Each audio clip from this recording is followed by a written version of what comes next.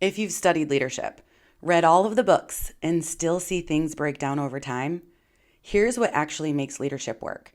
I'm going to share 4 personal characteristics that separate high impact leaders from the rest. And if you stick around until the end, you will learn the characteristic that impacts the entire organization and builds lasting loyalty. Number 1, clarity with respect. Clarity with respect is the discipline of slowing down long enough to understand what's actually happening before you go ahead and try and change it.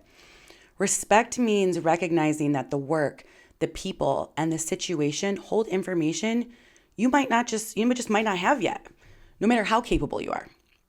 This means creating space for the people closest to the work to speak, letting complexity surface instead of collapsing it too early, and noticing when your drive for action overrides curiosity. I had to learn this the hard way. Early in my leadership career, I was decisive, intense, and moving really quick. And these strengths got results, and I was rewarded for them.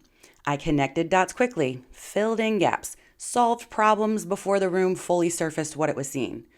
Work moved, execution happened. It was great. But over time, something else happened. People stopped bringing me the messy parts. They shared conclusions instead of context, and risks were staying hidden until they were unavoidable. And that was the real cost. I was leading with fragments instead of a full picture, and decisions started lagging reality.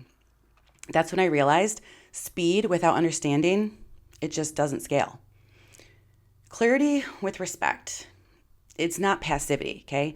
It's choosing understanding over control, even when you think you know. Because guess what? There's always more to learn.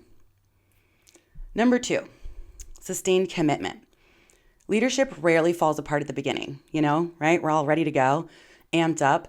It falls apart after things start working.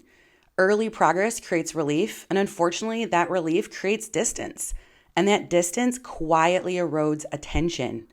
So sustained commitment is the capacity to stay mentally engaged after the urgency fades. It shows up in what you keep revisiting, what you reinforce, and what you refuse to assume is handled. This is where many leaders drift, and it's not because they don't care, it's because staying present over time requires more intention than reacting ever did. Progress doesn't disappear all at once, it thins. For example, reviews become less frequent, standards loosen a little bit, decisions stop being actively reinforced, and suddenly the system that worked last quarter needs to be rebuilt again. Sustained commitment is what prevents leadership from constantly resetting, and it's how momentum compounds instead of restarting. Third is intentional action in uncertainty. This is where leadership becomes visible. Not when things are clear, but when they aren't. Confidence, I say this, is built on evidence, but leadership often does not afford us that luxury. Intentional action in uncertainty is the capacity to move forward without the guarantees. It's making decisions before every variable is resolved, taking the next step without waiting for all the answers, and staying present even when the outcome isn't assured. You've all been there, right? This is the space we live in. It's not fearlessness, it's courage and regulation. Instead of reacting to pressure, you choose your response. Instead of amplifying stress, you stabilize it. And this is what people feel when a leader studies a room, and this is where they can begin to trust and believe in you. Now, clarity may come later, great, but leadership requires action first. Last is human-centered leadership. This is the capacity I talked about that is going to give you loyalty for the entire organization and permeate everybody. It's rarely talked about, but everybody experiences it. It's genuine concern for the people doing the work. It's not sentiment, not softness. It's care expressed through attention, honesty, and consistency. It looks like holding standards and staying connected, giving feedback without diminishing the person, remaining invested even when conversations are so uncomfortable. And I've personally seen the same goals, the same pressure, and the same expectations produced completely different outcomes simply because people felt respected instead of managed. When people feel seen and understood, they stop protecting themselves.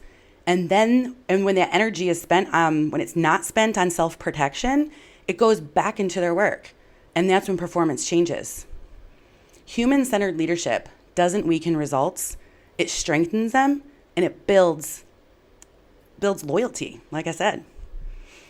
So these 4 capacities work together: clarity with respect, sustained commitment, intentional action in uncertainty, and human-centered leadership. They shape how you think, decide, and show up when pressure is high. They're what allow leadership to hold over time and not just start nice and strong. This is how leaders sustain themselves, and this is how teams stay strong. I'm Andrea Balo with Rooted for Success. I help leaders stop reacting and start leading on purpose. Less reaction, more intention. Go ahead and subscribe for more.